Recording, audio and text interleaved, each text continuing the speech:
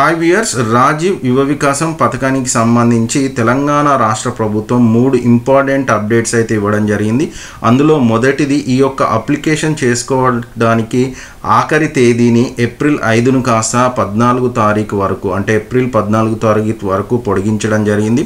ఇంకొక రెండో విషయానికి వస్తే ఇప్పటి వరకు ఆన్లైన్లో దరఖాస్తు చేసుకునే అవకాశం ఉండే దాన్ని కాస్త ఆఫ్లైన్లో దరఖాస్తు చేసుకోవడానికి ఒక అప్లికేషన్ ఫారం అయితే ఇవ్వడం జరిగింది.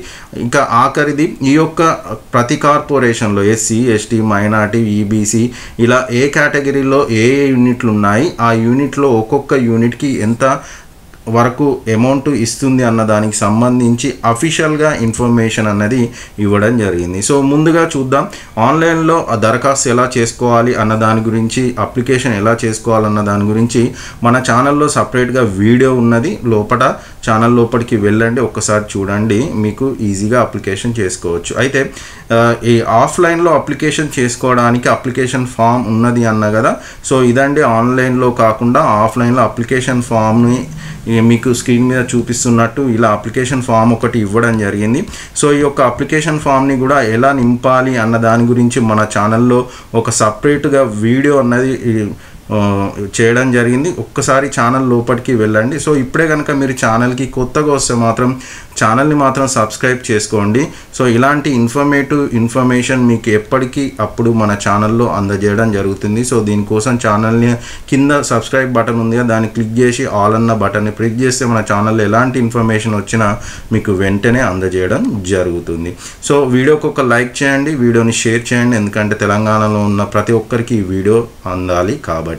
సో అయితే ఇప్పుడు నేను ఏదైతే మనము ఆన్లైన్లో పాటు ఆఫ్లైన్లో దరఖాస్తు చేసుకోవచ్చు అన్నది, ఆఫ్లైన్ దరఖాస్తు కోసం వీడియో ఆల్రెడీ ఉంది. మీకు వీడియో లింక్ డిస్క్రిప్షన్లో ఇస్తాను, లేదనుకుంటే పైన కార్డ్స్లో వదిలేస్తాను, లేదనుకుంటే ఛానల్ లోపలికి వెళ్ళండి. సో మనకు డేట్ అన్నది 14 వరకు ఎక్స్టెండ్ చేశారు. దీనికి సంబంధించి ఒక అప్లికేషన్ ఫామ్ అన్నది ఆఫ్లైన్లో రావడం జరిగింది. నెక్స్ట్ వచ్చేసి మరి ఏ కార్పొరేషన్లో ఏ యూనిట్కి ఏ యూనిట్లు ఉన్నాయి, ఎంత కాస్ట్ ఉన్నది అన్నది ఇప్పుడు మాట్లాడదాం. సో ఇప్పుడు కనుక చూస్తే ఎస్సీ కార్పొరేషన్ ఫస్ట్ చూద్దాం, తర్వాత ఎస్టీ, తర్వాత బీసీ, అట్లా మైనార్టీ అన్నీ చూద్దాం. కొంచెం వీడియో లెంత్ ఎక్కువ అవుతుంది, మీరు ఎక్కడ కొంత స్కిప్ చేయకుండా వీడియోని లాస్ట్ వరకు చూడండి. మీరు కనుక ఎస్సీ వాళ్ళైతే ఎస్సీకి సంబంధించిన డేటా స్టార్టింగ్లో ఉంటుంది, నెక్స్ట్ ఎస్టీ, బీసీ అలా ఉంటుంది. మీరు ఎక్కడ ఏది కావాలంటే అక్కడ వరకు వీడియోని స్క్రోల్ చేయండి.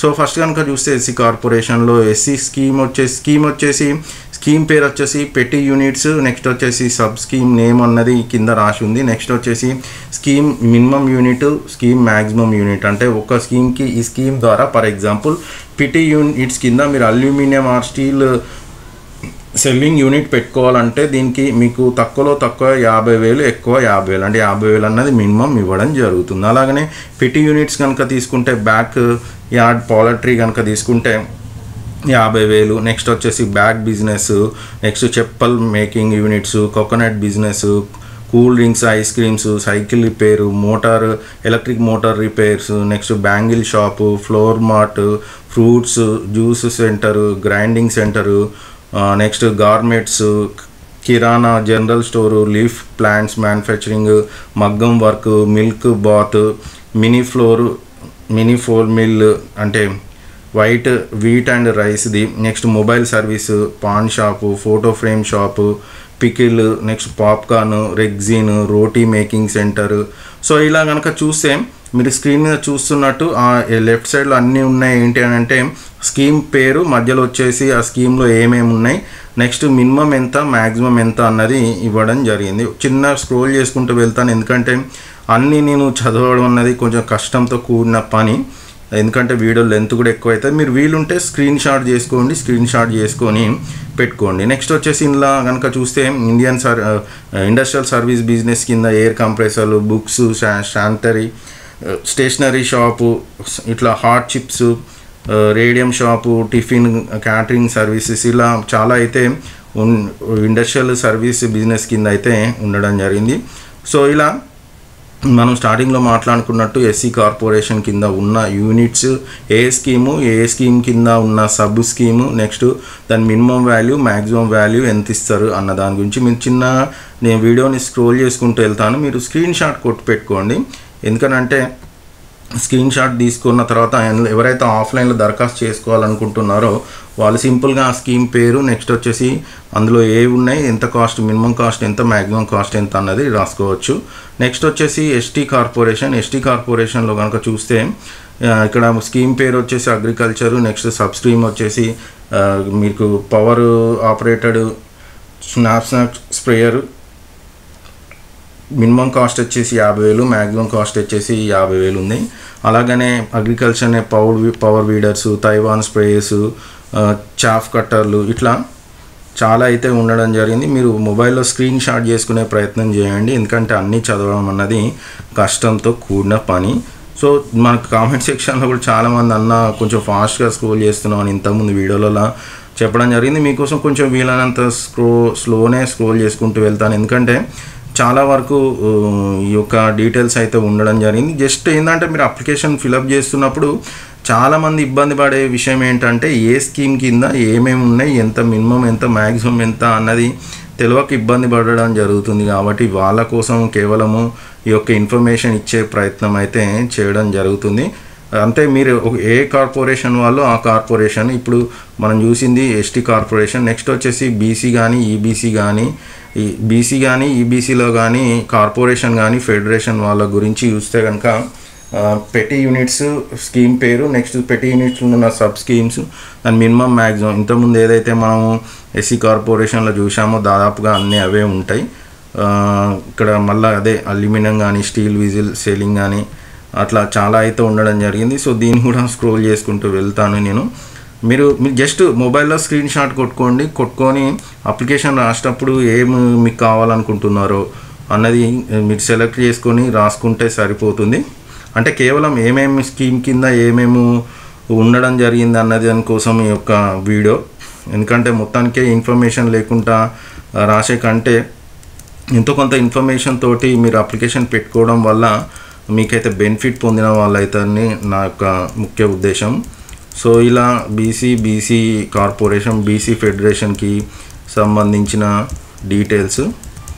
సో ఇలా మీరైతే ఈ యొక్క ఇన్ఫర్మేషన్ని దగ్గర పెట్టుకున్న తర్వాతనే అప్లికేషన్ రాయండి. ఎందుకంటే ఇంకొకటి మనకు మొదటి నుంచి చెప్తున్నారు ఏంటంటే ఏ వార్డులో, విలేజెస్లో అయితే మండలంలో లేదనుకుంటే గ్రామంలో ఏ ఇద్దరికంటే ఎక్కువ ఒకటే యూనిట్ అయితే ఇవ్వడం లేదు అని చెప్పారు. ఎందుకంటే గైడ్లైన్స్నే మెన్షన్ చేయడం జరిగింది. కాబట్టి అందరూ తొందరపడి అన్నీ ఒకటే పెట్టుకుంటే మాత్రం మీరైతే అవకాశాన్ని కోల్పోయిన వాళ్ళు అవుతారని నా యొక్క ముఖ్య ఉద్దేశం.